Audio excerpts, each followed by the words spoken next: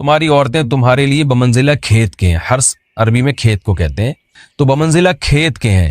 جیسے بیج ڈالا جاتا ہے کھیت میں اور اس سے پیداوار بڑھتی ہے، تو عورت کی جو ایک حیثیت ہے، نیچر نے جو اس کی ایک حیثیت متعین کی ہے، وہ بھی ایک نسل بڑھانے کا ذریعہ ہے، جس میں مرد کا جو اسپم ہے وہ بطور بیج کے ہے اور جو اولاد ہے وہ ایک پیداوار کی طرح ہے.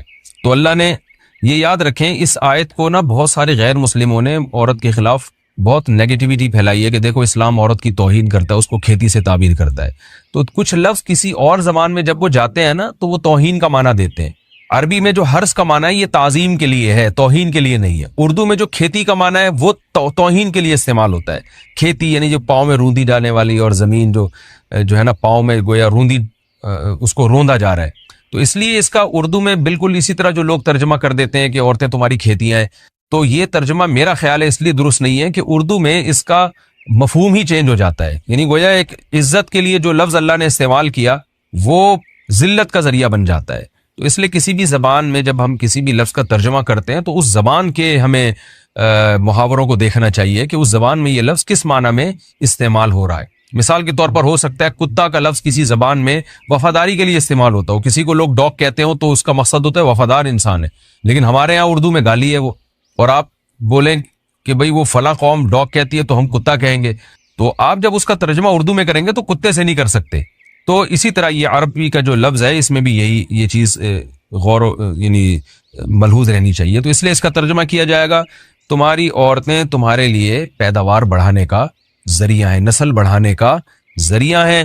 فاتو حرثکم، تم اپنے اس نسل بڑھانے کے ذریعے کے پاس آؤ، انا شئتم، جیسے چاہو، وقدموا لانفسکم، اور اپنے نفسوں کے لیے آگے بھیجو. یعنی اولاد کی نیت سے آیا کرو زوجہ کے پاس اور آخرت کے لیے انتظام کرو، یعنی اولاد پیدا کر کے جو تاکہ دنیا اور آخرت میں تمہارے لیے، فیوچر میں تمہارے لیے کام آئے. دنیا بھی داخل ہے، آخرت بھی داخل ہے. تو یہ آیت کا بھی ایک شان نزول ہے کہ صحابہ کرام تو چونکہ جو خواتین تھیں مکہ میں صدیوں سے وہ لوگ آباد تھے، ان کے سفر خاص طور پہ عورتوں کے سفر بہت ہی کم ہوا کرتے تھے. تو جب ہجرت ہوئی ہے اور جو ہے نا ہجرت کر کے بہت ساری صحابیات مدینہ آئی ہیں، تو مدینہ میں ان کے نکاح دوسری قوموں میں ہوئے، پھر انصار صحابہ سے بھی ہوئے. تو چونکہ تقویٰ تھا ان خواتین میں، للہیت تھی، تو بعض جگہ ایسے واقعات ہوئے کہ میاں بیوی کے جو آپس کا ریلیشن ہوتا ہے، ظاہر ہے وہ ہر قوم میں اور ہر جو ہے نا شخص کا مزاج دوسرے سے مختلف ہوتا ہے. تو بعض مردوں نے اس طرح سے اپنی زوجات کے ساتھ ہم بستری کی کہ ان خواتین کو پھر اشکال ہوا کہ پتہ نہیں اس طرح سے ہم بستری کرنا جائز بھی ہے یا نہیں ہے. تو انہوں نے نبی صلی اللہ علیہ وسلم سے یہ مسئلہ پوچھا کہ یا رسول اللہ، ہمارے شوہر ہمارے پاس اس طرح سے آتے ہیں تو کیا یہ جائز ہے یا نہیں. تو ان کے سوال کو بھی مبہم رکھا گیا اور قرآن نے اس کے جواب کو بھی کنایتاً بیان کیا، کیونکہ مسئلہ بظاہر حیا کے خلاف ہے. تو قرآن جب بھی کوئی ایسی بات ہوتی ہے تو اشارتاً کنایتاً اس کا تذکرہ کر دیتا ہے تاکہ مسئلہ بھی واضح ہو جائے، کیونکہ ظاہر ہے اس کی ضرورت تو قیامت تک آنے والے انسانوں کو پڑ سکتی ہے نا. یہ تو ہر میاں بیوی کا اپنا ایک ذاتی مسئلہ ہوتا ہے کہ ہمیں کس طرح سے پرمیشن ہے، کس طرح سے پرمیشن نہیں ہے. تو اللہ تعالیٰ نے بھی اشارتاً ہی اس حکم کو قرآن میں بیان کر دیا. قرآن میں اس لیے بیان کیا کہ تاکہ اس میں کوئی اجتہادی اختلاف کی گنجائش نہ رہے. تو اللہ نے قرآن مجید میں بیان کیا، فرمایا نساؤکم حرث لکم، تمہاری جو ازواج ہیں، تمہاری جو بیویاں ہیں، وہ تمہارے لیے بمنزلہ کھیت ہیں. کھیت کا مطلب کیا ہوتا ہے؟ پیداوار بڑھانے کا ذریعہ. تو اس میں سب سے پہلا مسئلہ تو قرآن نے یہ بیان کر دیا کہ زوجہ سے جو ہم بستری ہے وہ صرف اسی راستے میں جائز ہے جس سے اولاد ہوتی ہے، کیونکہ عورت کو اللہ نے بنایا ہے نسل بڑھانے کے لیے. تو کوئی بھی ایسا ہم بستری کا طریقہ اختیار کرنا جو نسل بڑھانے کا ذریعہ نہ ہو، یعنی وہ نیچرل نہ ہو، تو وہ حرام ہے. تو اس میں اللہ نے یہ حکم دے دیا.